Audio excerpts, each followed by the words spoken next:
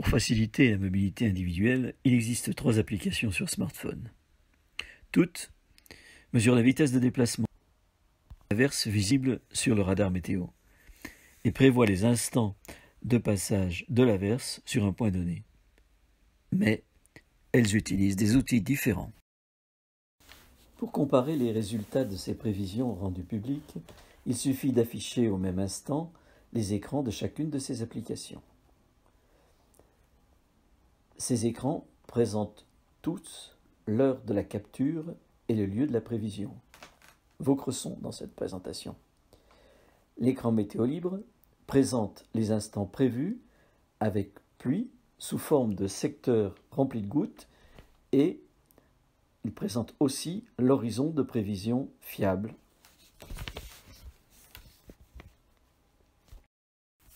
Outre l'horizon de fiabilité de la prévision, Météo Libre a une autre originalité. Le curseur permettant à l'utilisateur de fixer le niveau d'averse provoquant une gêne. Si l'intensité prévue dépasse ce niveau, le secteur de la montre rempli de gouttes deviendra sombre. L'écran de l'appli Météo France présente sur une plage de temps d'1 heure commençant 10 minutes après l'heure d'affichage de cet écran, l'intensité de pluie prévue sur chaque intervalle de 5 à 10 minutes de cette heure. En revanche, l'écran de l'appli Rain Today présente un graphique dont l'axe des temps dure 1 heure mais commence 10 minutes avant l'heure d'affichage de l'écran et l'axe des Ardennais, l'intensité des pluies prévues toutes les minutes.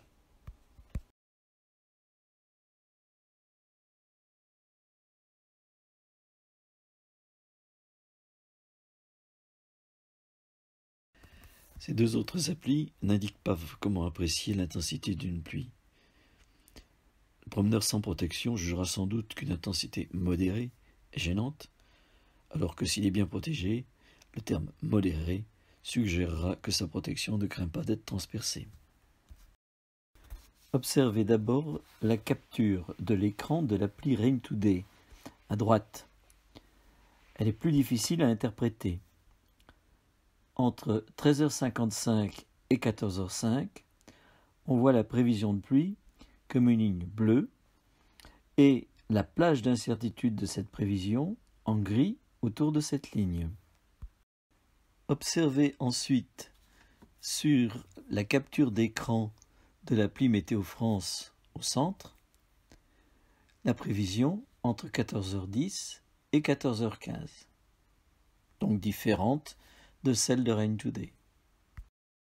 Observez enfin sur la capture d'écran de l'appli Météo Libre à gauche que la prévision de pluie est prévue comme Météo France entre 14h10 et 14h15 et que cette prévision est fiable comme l'indique l'arc de cercle qui va jusqu'à 14h15. Avant son départ à 13h30, il n'y a pas de risque de pluie et le promeneur n'a pris aucun équipement de protection contre la pluie. Il a donc fixé le niveau d'averse gênante assez bas. La prévision de 13h52 lui indique que l'averse va être gênante à 15h07 et va donc rebrousser chemin pour se mettre à l'abri. 10 minutes plus tard, les 3 captures d'écran montrent que les instants d'averse prévus sont inchangés et restent toujours incohérents entre Rain Today et les 2 autres applis. Elle montre aussi que Météo France passe d'une intensité prévue modérée à une intensité prévue forte.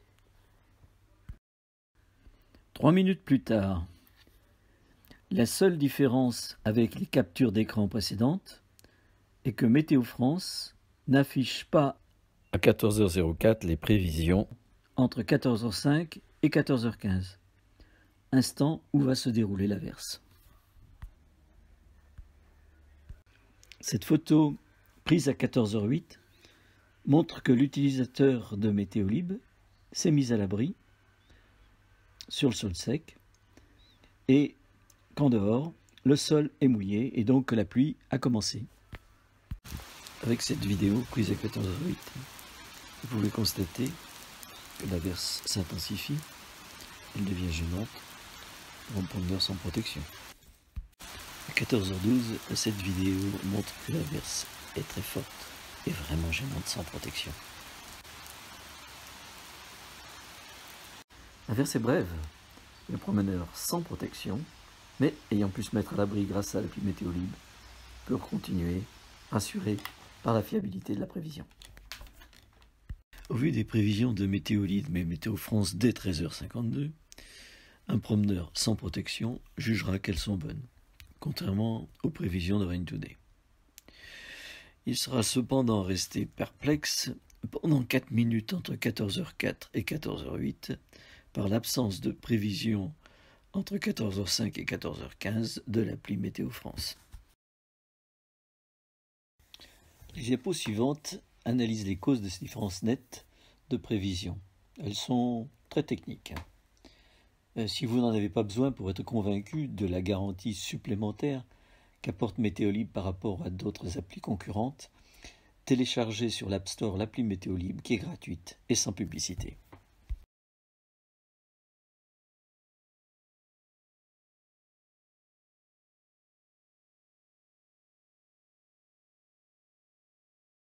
Mais si vous voulez comprendre les raisons pour lesquelles Météolib offre une prévision améliorant les prévisions disponibles pour les averses brèves et fortes, écoutez la suite de cette vidéo. Peut-être constaterez-vous qu'avec des moyens aussi limités qu'un smartphone, vous pourrez comparer des prévisions dans d'autres situations que celles de ces averses brèves et fortes. N'hésitez pas à soumettre vos comparaisons dans les événements récents de météolib.fr qui permettront d'améliorer les prévisions. Pourquoi des différences de prévision entre ces trois applis alors que la méthode de prévision immédiate s'appuie pour toutes les trois sur une image radar, le calcul du déplacement des pluies des images précédentes pour prévoir les images qui vont suivre, et ce déplacement pour identifier les instants où les pluies tomberont sur un lieu donné. C'est que leur méthode de prévision immédiate s'appuie sur des travaux de recherche différents décrits dans les diapos suivantes.